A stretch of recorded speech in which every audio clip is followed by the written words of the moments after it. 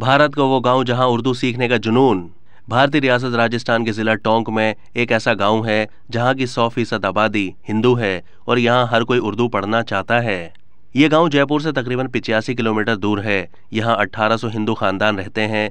गांव में एक भी मुस्लिम खानदान नहीं है, लेकिन इस गांव में बच्चों को संस्कृत से ज्यादा उर्दू पढ़ाने पर तवज्जो दी जाती है। पूरे टोंक जिला से उर्दू जबान के सरकारी असातिज़ा की तादाद सबसे ज्यादा वहाँ है।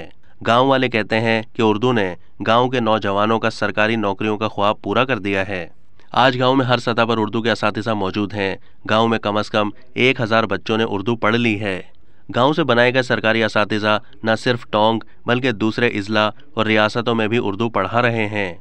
गांव के स्कूल के प्रिंसिपल बताते हैं, यहाँ बहुत से ऐसे नौजवान हैं जिन्होंने उर्दू पढ़कर BSTC और B.Ed किया है, जो अब असातिज़ा की भर्ती के मुंतज़िर हैं। इस बार यकीनी तौर पर कम से कम 30 नौजवान टीचर बनने वाले हैं।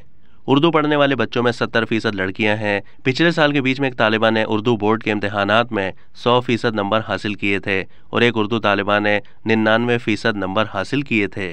साल 2013 से साल 2014 तक इस गांव के स्कूल में सिर्फ 8वीं जमात तक तालीम होती थी। इस दौरान यहाँ उर्दू से कोई वाकिफ नहीं था। गांव के बच्चे 8वीं जमात से पढ़ाई के लिए निवाई जाया करते थे। गांव के कुछ बच्चों ने निवाई स्कूल से उर्दू को इख्तियारी मजमून के तौर पर पढ़ना शुरू किया। जैसे ही एक के बाद दूसरी सरकारी मुलाजमतें उर्दू से शुरू हुई, तभी बच्चों और गांव का रुझान उर्दू की तरफ चला गया। यहीं से गांव के स्कूल में उर्दू का आगाज हुआ, जो मुस्तकबिल में उर्दू की वजह से मशहूर हो गया।